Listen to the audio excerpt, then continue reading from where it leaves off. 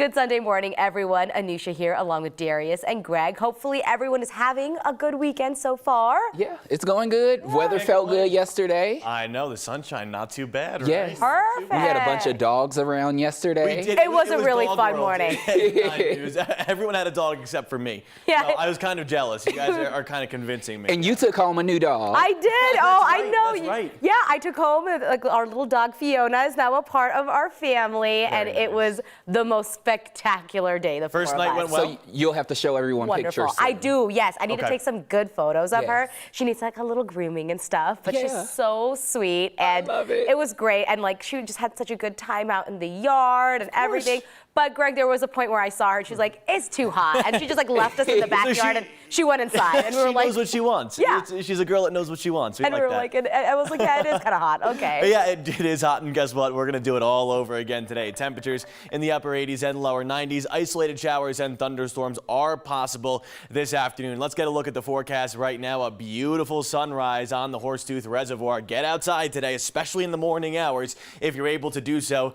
And also, if you don't like the heat, because today it's just going to be a hot one. We're starting out with temperatures in the 60s and 70s. Colorado Springs, good morning to you. We're sitting at 71 degrees. Pueblo at 64. Trinidad at 55 degrees. Our high temperatures once again upper 80s and lower 90s. Isolated showers and thunderstorm chances through this afternoon. The skies begin to clear overnight. Here's what you need to know moving forward. Another hot day in store. As I said, it's just going to be brutally hot once again. UV index is going to be very high too, so sunscreen it's an absolute must with those isolated storms possible. And more sunshine's on the way too, so that high pressure system is going to park itself right over our area and bring us plenty of sunshine and warm air. I'll talk about it coming up. All right, thanks for that, Greg. Well, new overnight, a shelter in place has been lifted after Denver police said they were investigating a shooting near West 42nd Avenue and North Clay Street. Police say at least 4 people were shot. This happened around 1 a.m. and so far police have not updated us on any suspects. Of course, we're going to continue to bring you updates as they become available. A 24-year-old man is facing a murder and sexual assault charges after a young woman was found dead in the back of her car in Greeley. Police were called to NOCO Nutrition around 8 o'clock Friday night before the car was found a few hours later. Yeah, police say at the time it looked like the store had been broken into and the woman who was closing the store was missing, as well as her car. 9 News reporter Courtney Yoon visited a memorial where the community gathered in her honor. My stomach just twisted, my heart sank. I can't even imagine. She has never met the woman who was murdered last night or her family. And I hope maybe her family can see that there are people who care, even though we didn't know her. She was part of our community. But Leandra Walker wants to remember the 22-year-old woman with a poem. From all that darkened and deceived, upsoars my spirit free. All day, people have been leaving flowers and mementos. That's so sweet. Thank you. Greeley police say they were called to NOCO Nutrition just before 8 p.m. last night. We are so sorry for your loss. Tanya Bowie owns the business next door. My heart. Gonna cry. My heart goes out for them. Officers were told the store looked like it had been broken into, and the woman who was supposed to close down the shop was missing, as well as her car. When police arrived, they say they found the store in disarray and a large amount of blood. It's scary. A couple hours later, around 10:30 p.m., police found the missing woman's vehicle near 71st Avenue and 20th Street. She was found dead in the back seat. Police say the suspect, 24-year-old Marcos Vallejos, is now in jail on charges of first-degree murder and sexual assault. We're here for you. We're praying for your family. If you need anything, we're here. I love and thoughts that sometimes grieved. Though the poem Leandra recites speaks to sadness and pain. Even if we didn't know her, we care, and we're here to stand behind them and help them however we can. And she says she hopes the resounding message of hope and comfort comes through for this grieving family. My clouds arise all flushed with glory. I love and the world is mine. Such a sad story. The Weld County Coroner's Office says they will not be releasing the name of the victim until next week. That'll be when the autopsy is set to be complete. Greeley police had also arrested a man this weekend. They say shot 2 people outside a bar earlier this month. Police say they now have 36-year-old Efren Sanchez in custody. He is facing attempted murder charges. 2 weeks ago, police say Sanchez showed up outside the El Rancho El Corazon bar wearing a mask, got out of the car, started firing dozens of shots at people standing outside. He ended up running off before officers got there. Police say the 2 people who got shot have survived. Small-town police departments are slowly vanishing. Less than a month ago, the final remaining officer in Nederland resigned. A month ago, all 3 members of the tiny Springfield Police Department in southern Colorado called it quits. The head of the Colorado Association of Police Chiefs says pay is one of the biggest problems.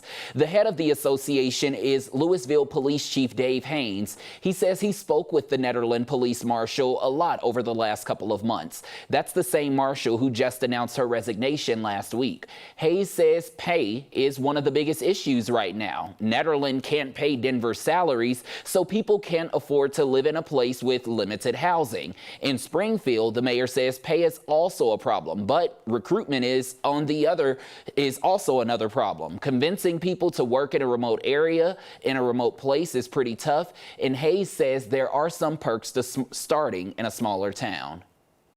I think it's a chance maybe to get into police work and to do some real community policing where you may be the only 1 or 2 people on duty, and that when you do get a call, absent a real serious call like a sex assault or a homicide, chances are that you're going to work that case from the beginning to the end. Springfield's mayor says they expect to have a new chief hired within the coming weeks. Nederland is currently working on an agreement with the Boulder County Sheriff's Office while they work on a plan for hiring.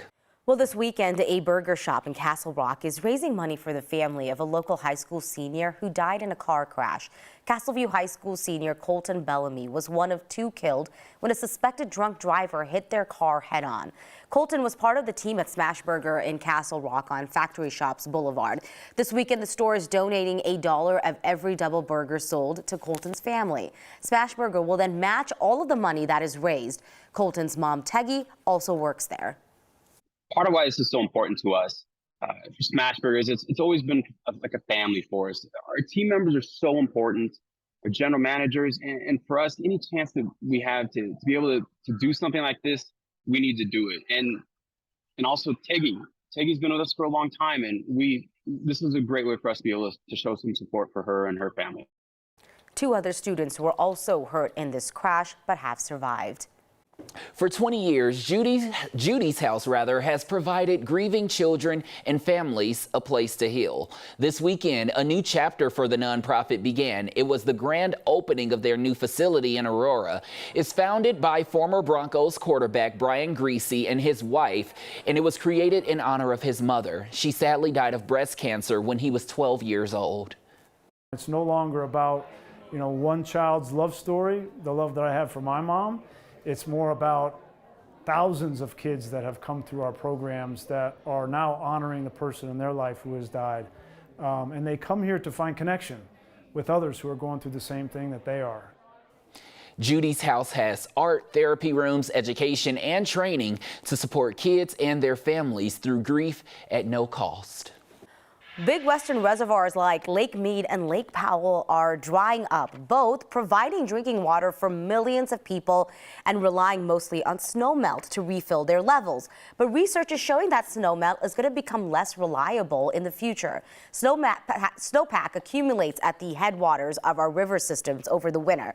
But scientists say that because of climate change, the season is getting shorter, and that means snowpack is on the decline.